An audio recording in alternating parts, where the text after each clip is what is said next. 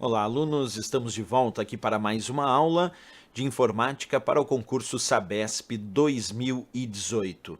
Nessa aula de hoje nós vamos falar sobre os botões aumentar e também diminuir casas decimais, então acompanha comigo aí no passo a passo. Eu vou aumentar bastante aqui o nível do zoom.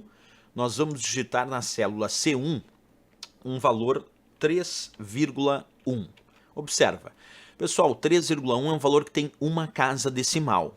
Se agora eu clicar, observa aqui na guia página inicial, dentro do grupo número, nós temos dois botões bem importantes sobre as casas decimais. Um se chama aumentar casas decimais e cada vez que eu clico nesse botão aumentar casas decimais, ele aumenta uma casa decimal por vez. Observa, cliquei, aí ficou 3,10. Cliquei novamente, 3,100, porque cada vez que eu clico no botão aumentar casas decimais, aqui do grupo número da guia página inicial, ele vai aumentando uma casa decimal por vez.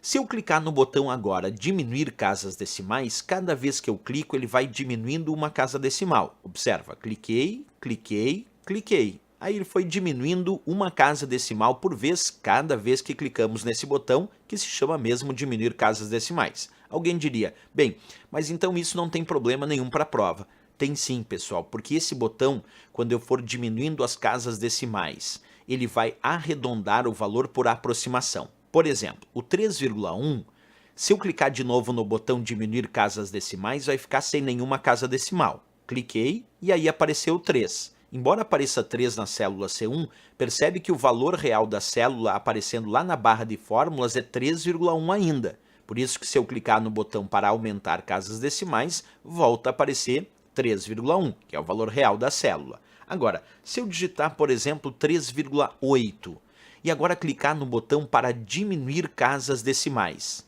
3,8 sem nenhuma casa decimal é mais próximo de 3 ou é mais próximo de 4?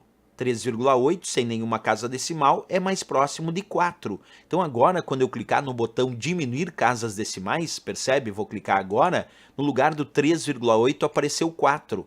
Isso porque ele teve que diminuir uma casa decimal, deixando sem nenhuma casa decimal, e o 3,8 sem nenhuma casa decimal é mais próximo do 4 do que seria do 3. Por isso apareceu 4, mas observa que na barra de fórmulas continua aparecendo 3,8, que é de fato o valor real dessa célula. Ele só mostrou 4 porque ele teve que arredondar por aproximação, como acabamos de ver, certo? Bem, uma outra dica importante aqui, vamos voltar ao valor que estava antes, novamente clicando em aumentar casas decimais, ficou 3,8 de novo. Agora eu vou colocar 3,5. 3,5 está bem no meio. E aí alguém me pergunta, se agora eu clicar no botão para diminuir casas decimais, será que vai virar 3, 3, não, porque 3, já é 3,5. Será que vai virar 3 sem nenhuma casa decimal? Ou vai virar 4? E aí, pessoal, bem no meio, né? 3,5. Será que vai virar 3 ou vai virar 4 quando eu clicar no botão para diminuir casas decimais? A regra é a seguinte, se estiver no meio, arredonda para cima.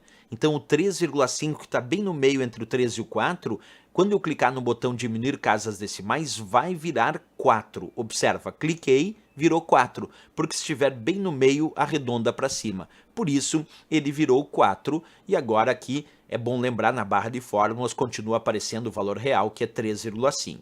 Novamente clicando no botão para aumentar casas decimais, volta a aparecer o 3,5. Questão interessante falando sobre dois botões bem famosos aí nas provas de concurso, tanto o botão para diminuir casas decimais, como também o botão para aumentar as casas decimais. Ok, pessoal? Era isso. Se gostou do nosso vídeo da aula, não esquece, deixa um gostei ali, isso é bem importante, também se inscreve aqui no nosso canal. Aguardo vocês na próxima aula, grande abraço e bons estudos!